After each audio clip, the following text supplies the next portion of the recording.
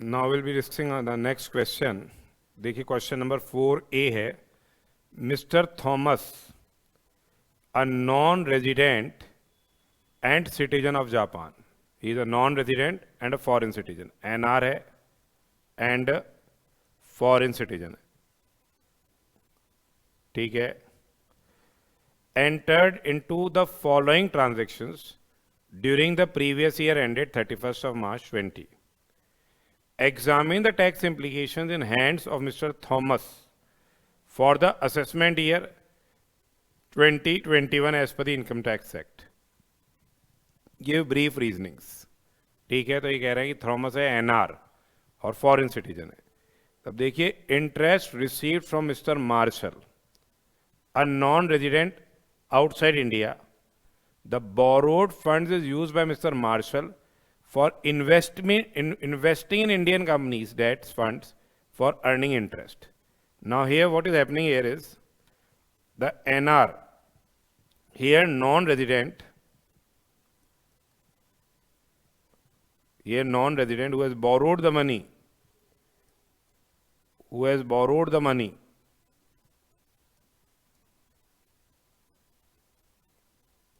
जिसने ये money borrow किया है, इज यूटिलाइजिंग द सेम. किसके लिए यूटिलाइज कर रहा है? For the purpose of investment in India.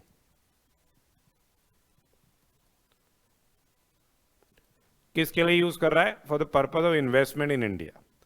तो हमने पढ़ा था कि income by way of interest,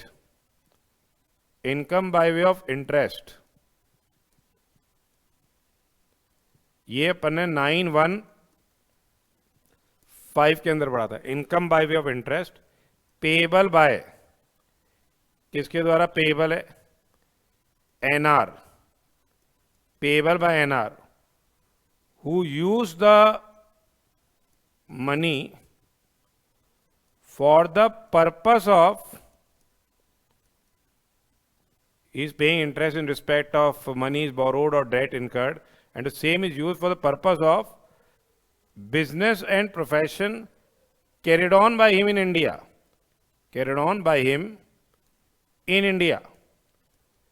तो फिर क्या होता है? Income in hands of recipient,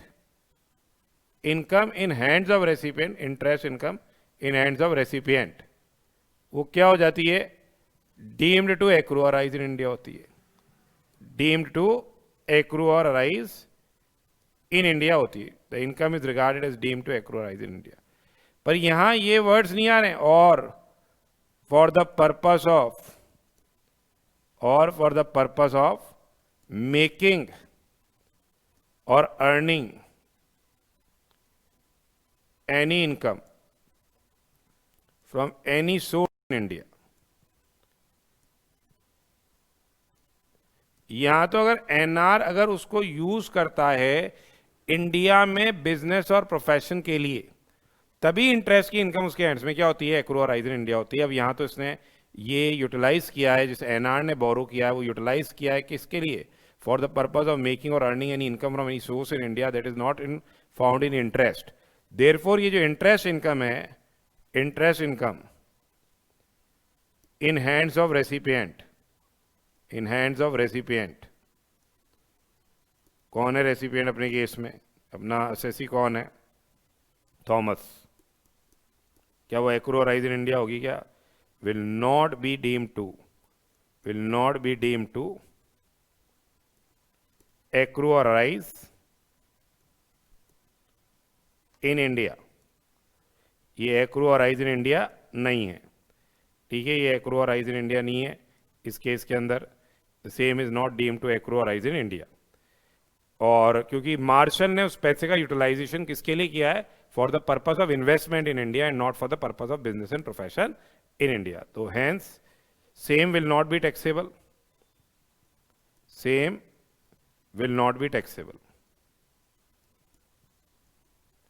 in hands of mister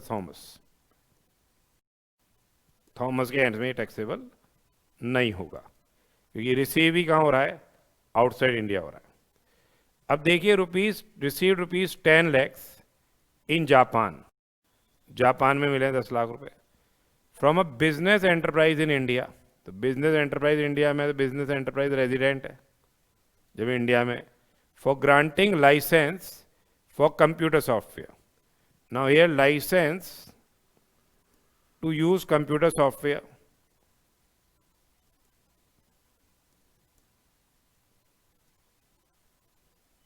ये रॉयल्टी के एम्बिट में आता है, same comes under the ambit of royalty. और रॉयल्टी अपने 916 में, 916 में, तो अगर income by way of royalty is payable by a resident, the same will be deemed to accrue or arise in India. अगर income by way of royalty is payable by a resident, it will be regarded as what? Deemed to accrue or rise in India, except when the right property or information for which royalty is payable is used for the purpose of what? The business or profession carried on by such person outside India or earning any source of income क्या? Outside India. तो अब यहाँ तो इसने Indian company ने या business enterprise ने India में इस रॉयल्टी के लिए यूटिलाइजेशन किया है, इंडिया में किया है यूटिलाइजेशन। तो यहाँ पे क्या होएगा, ये income in hands of Thomas, कौन सी? Royalty income in hands of Thomas, ये क्या है? Deemed to accrue or arise in India है, ये deemed to accrue or arise in India है और ये टैक्सेबल होगी। नॉर्मली सेक्शन 9 बहुत इंपॉर्टेंट है, हम हमेशा से एग्जाम में बोलते हुए आए हैं सेक्शन 9 इज वेरी इंपॉर्टेंट, क्योंकि एनआर के टैक्सेशन के लिए सेक्शन 9 अगर income accrue or arise in India होगी तभी टैक्स होगा, या रिसीव होगी तब टैक्स होगा। तो इसको आपको अच्छी से करना है। तो इस बार देख लीजिए 5 नंबर क्वेश्चन एग्जाम में आ गया, कई बच्चे तो इसको करते ही नहीं है, तो इसको it's a very important section from examination point of view also, चाहे वो इंटर हो चाहे वो फाइनल हो। अब देखिए, he is also engage in the business of running news agency and earned income of rupees 10 lakhs from collection of news and views in India for transmission out of India।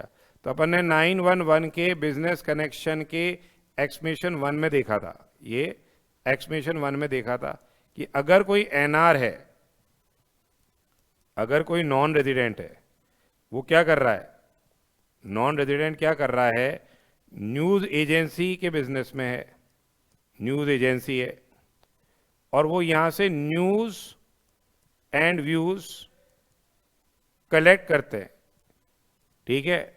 News agency है या publication कर रहा है newspapers, magazines और journals का, news and views collect करते हैं in India for the purpose of transmission outside India. अगर ये न्यूज और व्यूज इंडिया में कलेक्ट कर रहे हैं for purpose of transmission out of India, तो अपन ने पढ़ा था no income is deemed to accrue or arise in India. तो in this case, since here he is engaged in the business of running news agency and he is earning income of 10 lakh rupees for collection of news and views for in India for the purpose of transmission out of India. So income will not be regarded as what? Deemed to accrue or rise in India. Hence this 10 lakh rupees will also not be taxable in hands of Mr. Thomas. Then Thomas has entered into an agreement with SKK and Company, a partnership firm, for transfer of technical documents and designs and for providing services relating to setting up a denim jeans manufacturing plant in Surat, India. Now this is also coming under the ambit of what? Royalty. If you are providing any technical know-how, the same comes under the ambit of royalty. And here this is a partnership firm. Partnership firm is resident in India. Now resident has used these documents, technical documents and designs, for purpose of what? Business and profession in India. Here then, in hands of recipient, that is Thomas, this royalty income will be what? Deemed to accrue or arise in India. Accrue or arise in India. In the above case, if this computer software license was used for business and profession outside India, it can be presumed that business enterprise has used the license for outside India purposes, then income won't be accrue or rise in hands of the recipient, that is Thomas. In this case, it has been clearly mentioned that same will be utilized for the manufacturing plant in India. When the same is utilized for manufacturing plant in India, the royalty income in hands of the non-resident, that is Thomas, accrues and arises in India by deeming fiction. Therefore, it will be what? Chargeable to tax in his hands. So this was one question which we have discussed about, particularly about this income, accrue and arise concept, which has been given in section 9. So section 9 is an important section from examination point of view. Now the next question is, Mr. Govind purchased 600 shares of Y Limited at rupees 130 per share. 600 shares were purchased at rupees 130 per share.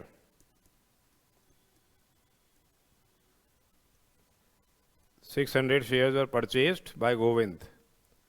Now these 600 shares were purchased at rupees 130 per share. The same were purchased at rupees 130 per share on 26/2/1979. Then what happened was 1200 bonus shares were issued on 22/1984. 1200 bonus shares. Bonus shares, they were issued when? On 22/1984. 22/1984. These bonus shares were issued. And fair market value on the Mumbai Stock Exchange, FMV, as on 1/4/2001, fair market value is rupees 900 per share. 900 per share is the fair market value as on 1/4/2001, and on 31/3/2018 the FMV is 2000 per share. 31/1/2018 the fair market value is what? 2000 per share. 2000 per share. Now they are having 1800 shares in aggregate. What they are saying is, on 31/1/2019 he converted 1000 shares in stock in trade. Now here on 31/1/2019 capital asset is converted into stock in trade. When any capital asset is converted into stock in trade, section 45(2) applies, 45(2) apply होगा. और यहाँ क्या होता है? Fair market value on the date of conversion,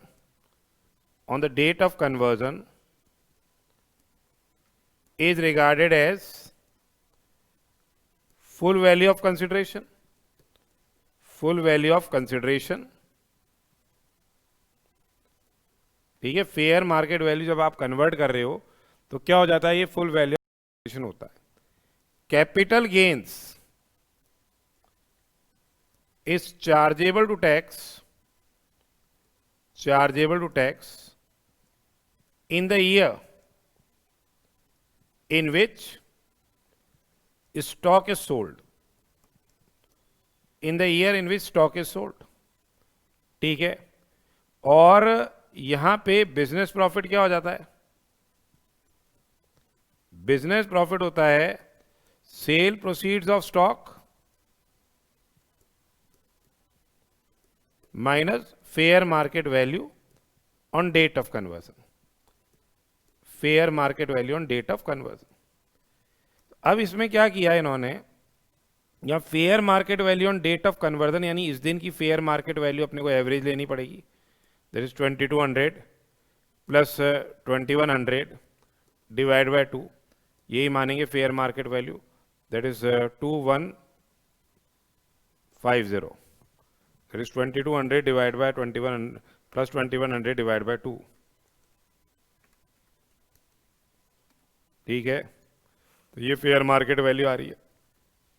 अब 7/7/19 को गोविंद ने 1800 share बेच दिए 2400 पर शेयर के हिसाब से, और एसटीटी लगाया इसमें।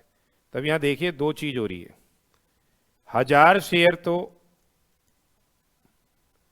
स्टॉक इन ट्रेड के फॉर्म में बेचे गए हैं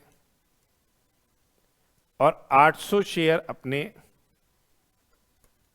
कैपिटल असेट के फॉर्म में बेचे गए। ठीक है, ये 800 शेयर कैपिटल असेट के फॉर्म में बेचे गए।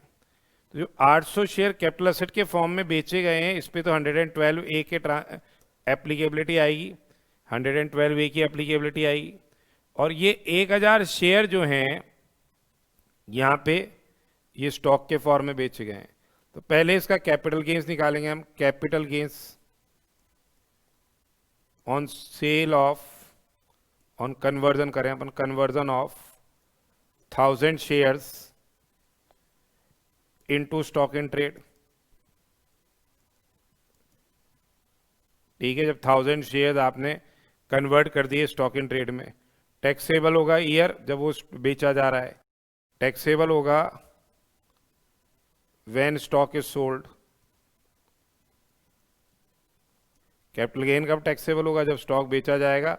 ये 7/7/2019 को बेचा जा रहा है। ठीक है, अब यहां कायदे से तो देखिए जो फेयर मार्केट वैल्यू है on the date of conversion वो क्या बनता है? फुल वैल्यू ऑफ कंसिडरेशन बनता है। और capital gains chargeable to tax होता है in the year in which the stock is sold. अब यहां तो ये कन्वर्ट हो गया 31/1/2019 को और बेचा गया है 7/7/2019 को, तो कैपिटल गेन्स उस साल क्या होगा? चार्जेबल टू टैक्स होगा। अब बेसिकली देखिए बिजनेस मतलब आपके कैपिटल गेन्स 1000 शेयर्स पे कैसे निकालेंगे? 1000 शेयर्स पे, क्योंकि यहां एसटीटी नहीं पे हुआ है at the time of conversion. STT is not paid at time of conversion. Conversion पे थोड़ी एसटीटी पे हुआ है, तो अपन ने कन्वर्ट किए। हैंस यहां 112 ये अप्लाई नहीं हो सकता, विल नॉट बी एप्लीकेबल। 112 ये तो तब लगेगा जब आपके एसटीटी लग रहा हो, बेचते वक्त वैसे खरीदते वक्त भी। तो अब ये 1000 शेयर्स हैं, तो फुल वैल्यू ऑफ कंसिडरेशन क्या हो गया? Full value of consideration, fair market value on the date of conversion. Fair market value on the date of conversion is 2200 plus 2100 divide by 2। 2200 plus 2100 divide by 2 यानी 2150 into 1000, ये हो गया 2150। ठीक है, 21 लाख और 50,000। अब यहां पे चूंकि एक्चुअली में ये अपने कॉस्ट एक्शन क्या होगी, अब यहां 112 की तो एप्लीकेबिलिटी आई नहीं रही है इस केस में, तो जो अपन ने एक्चुअल कॉस्ट क्या हो जाएगी, या एफएमवी ले लेंगे अपन एज ऑन 1/4/2001, क्योंकि आपके पास ऑप्शन है 1/4/2001 की जो है एफएमवी है वो लेने का आपके पास ऑप्शन है इस केस के अंदर, क्योंकि यहाँ 112 की एप्लीकेबिलिटी नहीं आ रही, इसलिए 31/1/2018 की नहीं ले सकते हम। तो यहाँ less index cost of action, कायदे से इंडेक्सेशन होगा इसमें, क्योंकि आपके 112A इज नॉट एप्लीकेबल। तो इंडेक्स कॉस्ट ऑफ एक्विजिशन क्या हो जाएगा? 900 लेंगे अपन, क्योंकि एक्चुअल कॉस्ट बोनस की तो नील होती है, तो इसलिए 1000 मतलब उस fair market value as on 1/4/2001 900 वो ले ली जाएगी। 1000 शेयर्स हैं, कॉस्ट इन्फ्लेशन इंडेक्स ये 100 आता है, और जब ईयर ऑफ ट्रांसफर मतलब फाइनेंशियल ईयर 18-19 का इंडेक्स, फाइनेंशियल ईयर 18-19 का जो इंडेक्स है वो देखिए कितना आ रहा है। उनको क्वेश्चन में प्रोवाइड करना चाहिए इनकी इंफॉर्मेशन, किस हिसाब से क्वेश्चन ड्राफ्ट किया है, ये तो ड्राफ्टिंग वाले को ही पता है कि वो क्या कहना क्या चाह रहा था। तो 18-19 का जो इंडेक्स है वो देखिए, ईयर ऑफ ट्रांसफ़र यानी 18-19 का जो इंडेक्स है वो 280 है, तो इसके हिसाब से कितना हो जाएगा 900 इंटू 1000 इंटू 280 डिवाइड बाय 100,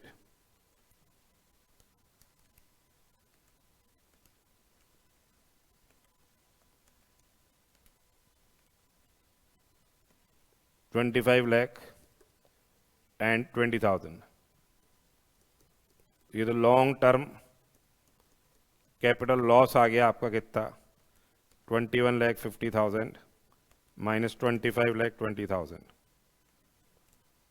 3,70,000 का। 112 ए की एप्लीकेबिलिटी तब होती है जब कैपिटल असेट आप ट्रांसफ़र कर रहे हो और दोनों समय एसटीटी लग रहा हो। अब यहाँ इस समय एसटीटी नहीं लगा इसलिए 112 ये अप्लाई नहीं हुआ। अब बाकी के कितने शेयर्स बच गए अपने, ये 800 शेयर्स। ये 800 शेयर्स पे provisions of section 112 A applies. अब 112 ए में क्या हो रहा है, फुल वैल्यू ऑफ कंसिडरेशन तो वही हो गया, कितने में बेचे हैं अपन ने इनको, फुल वैल्यू ऑफ कंसिडरेशन क्या हो गया इनका, ये सारे बोनस वाले ही हैं एक तरह से, 800 इंटू 2400, 800 इंटू 2400, तो 800 into 2400 that is what 19,20,000 less. अब यहाँ इंडेक्सेशन का बेनिफिट नहीं मिलेगा, कॉस्ट ऑफ एक्विजिशन ही होगी, और कॉस्ट ऑफ एक्शन क्या होती है अपनी एक्चुअल कॉस्ट, वो तो कह रहा आपकी नील आ रही है। Fair market value as on 31/1/2018, ठीक है, और फुल वैल्यू इनमें से तो जो भी दोनों में से कम हो, which full value of consideration whichever is less, और इन दोनों का जो भी हायर हो।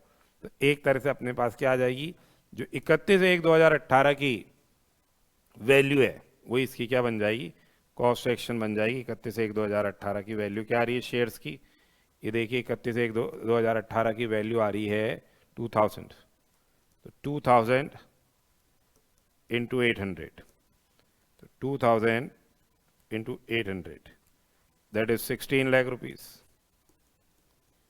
ये आ जाएगा आपको क्या, लॉन्ग टर्म कैपिटल गेन्स 320 आ गया अंडर सेक्शन 112 ए।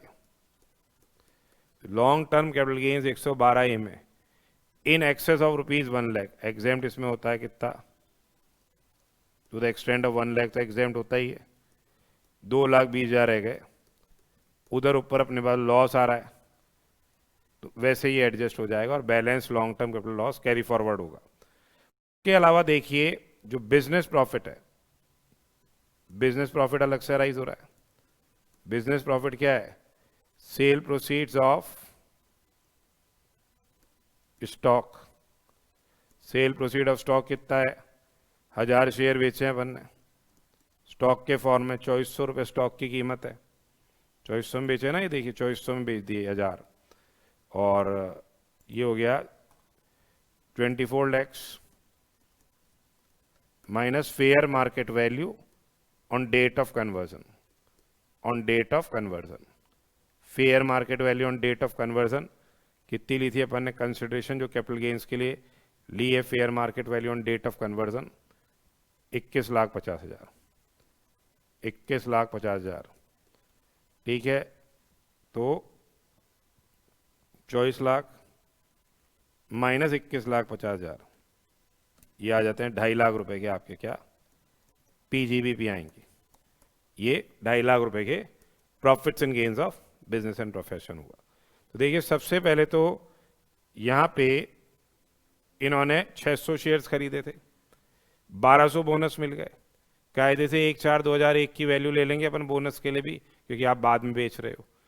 अगर ये कैपिटल असेट के फॉर्म में बेचे जा रहे हैं जहाँ एसटीटी लगेगा, ठीक है, तब तो आपको 112 वे के हिसाब से कंप्यूटेशन करनी है। उसमें आप कॉस्ट क्या लेंगे, एक तो जो एक्चुअल कॉस्ट होती है कॉस्ट सेक्शन, या जो एफएमवी आ रही है 31/1/2018 को, 31/1/2018 की जो एफएमवी है, या सेल कंसिडरेशन, दोनों में से तो कंपेयर करेंगे पहले। FMV एज ऑन 31 118 और full value of consideration, whichever is से लेस, विचएवर इज लेस। और उधर आ जाता है अपने जो COA या ये जो भी दोनों में से क्या हो, ज़्यादा हो। ठीक है, इस तरह से अपने को ये कंप्यूटेशन करनी है। तो 2000 रुपये इसकी ये कॉस्ट एक्शन हो जाएगी। सेल्स कंसिडरेशन 2400 है।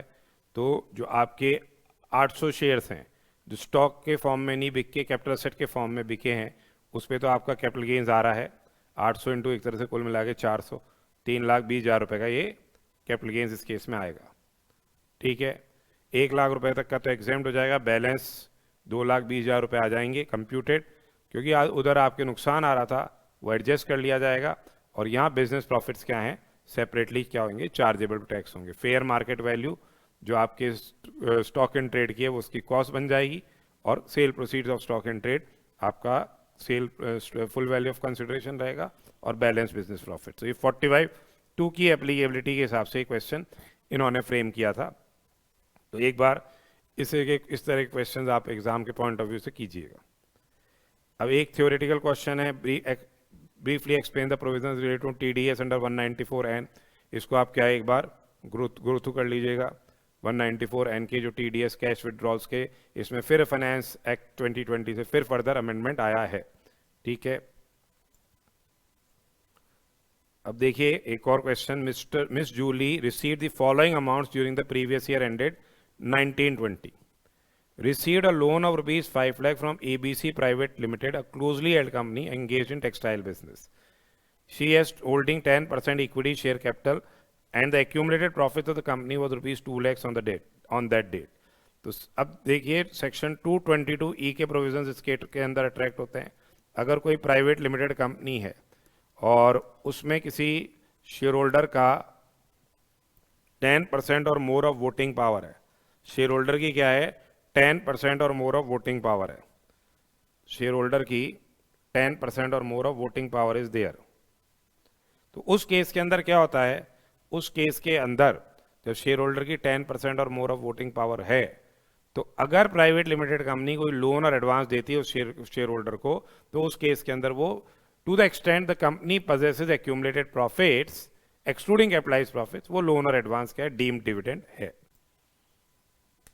तो प्राइवेट लिमिटेड कंपनी क्या दे रही है, लोन और एडवांस दे रही है, लोन और एडवांस देती है उस शेयर होल्डर को to the extent company possesses accumulated profits, company possess accumulated profits excluding capitalized profits, excluding capitalized profits। तो ये क्या हो जाता है, ये लोन या एडवांस क्या मान लिया जाता है, डीम डिविडेंड मान लिया जाता है। तो पिछले साल तक तो कंपनी को डिविडेंड डिस्ट्रीब्यूशन टैक्स देना था। अब फाइनेंशियल ईयर 2021 की बात करते हैं, अब अभी करेंट असेसमेंट ईयर यानी असेसमेंट ईयर 21-22 जो नए बच्चे हैं उनके लिए ये अब शेयर होल्डर के एंड में टैक्सेबल है।